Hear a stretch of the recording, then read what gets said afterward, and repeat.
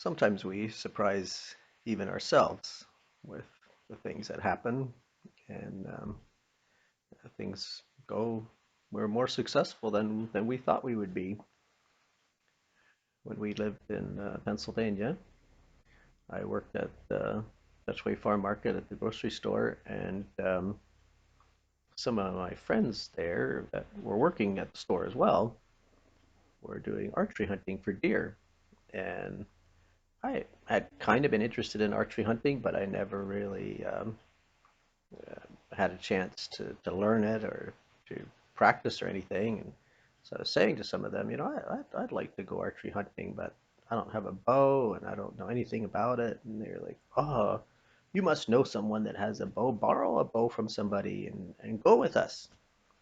I said, well, I think maybe my cousin has a bow. I'm not sure. And so I checked with him and he said, yeah, he has one. He said, you can borrow it. And so it was a recurve bow, and compound bows were just starting to be popular then. And but most people were using a lot of people were using recurves, and so I got this recurve bow, and well, they would practice shooting at lunch break behind the store, set up some hay bales, and had a target on it. And I would go out there and practice with them. Well, I wasn't even hitting the bales, and so I wasn't good at all. And they were saying, "Go hunting with us." And I was like, "Why? Like I can't even hit the bales. Why would I go hunting? Like if I see anything, I'm not going to be able to hit it anyway." And they're like, "That's not about shooting stuff. It's about being together and doing stuff together. So just go with us." So, okay, well, I'll go with you. And so we went up to the state game lands on top of the mountain there,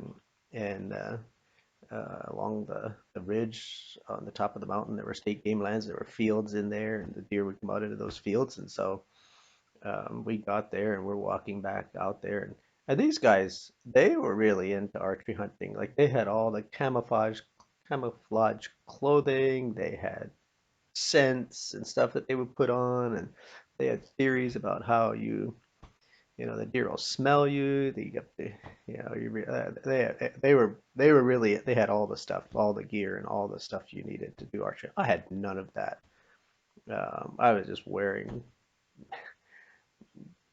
my regular clothing. I didn't have any scents. I did nothing. And so they said, well, you're not going to get anything, so we're going to put you at a field where you won't see anything. So, all right, sure, fine.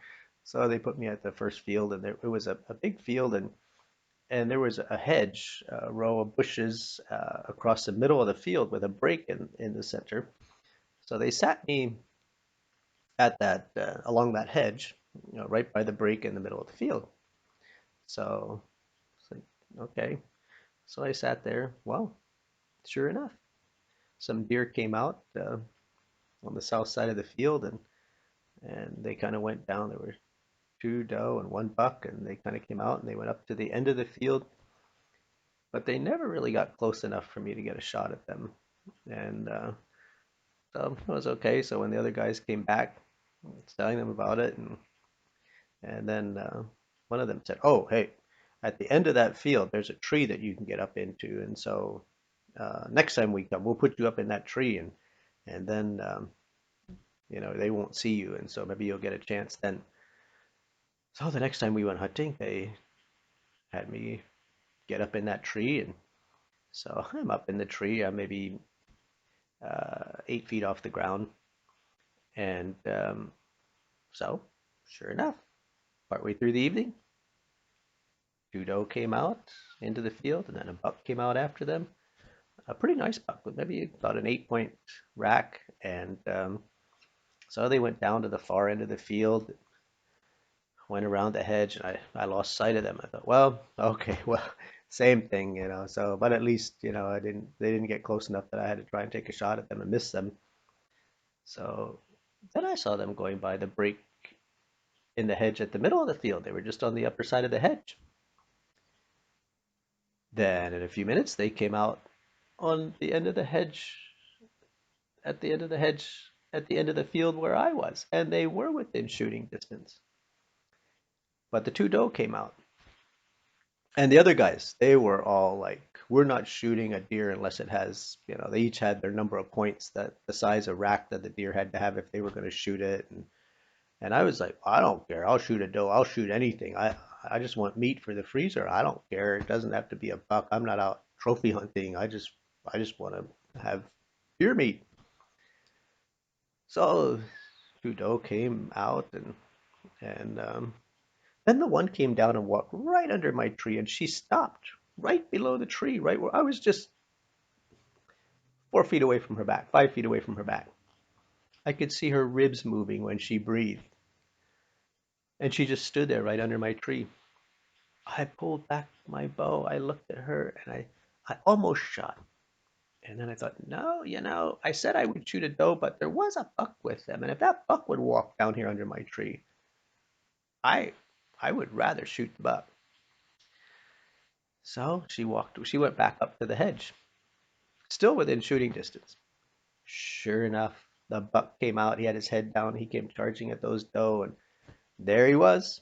He was standing broadside, and it was like, okay, he's within shooting distance. Like I can't not shoot. Like I have to shoot now. This is terrible. Like I'm here. I can't hit this deer, and there he is. And these other guys, they all want the buck. And why didn't he go to one of their fields? And here I am, and I have to take a shot now. No, I pull back. I shot, and I was shocked. It was like, thump, and the arrow hit him right in the rib cage, and I was just like, what? Like, how did that happen?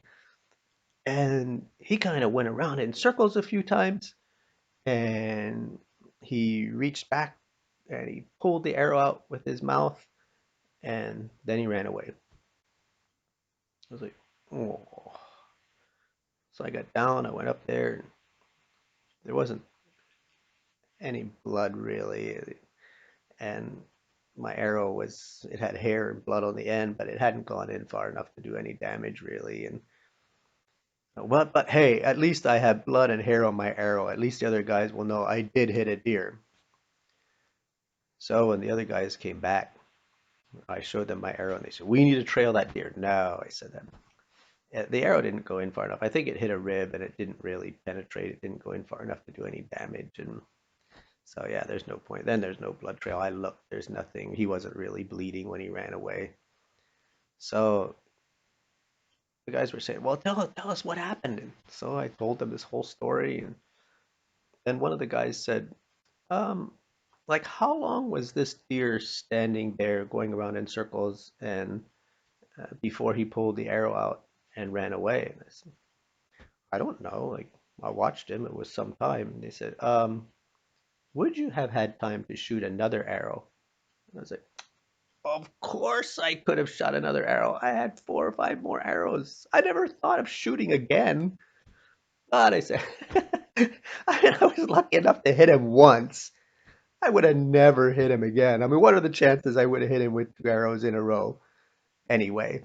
But I never thought about shooting again.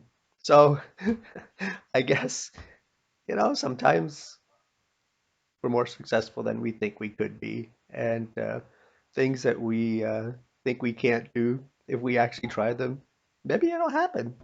Maybe it'll work. Who knows? It's worth a try anyway.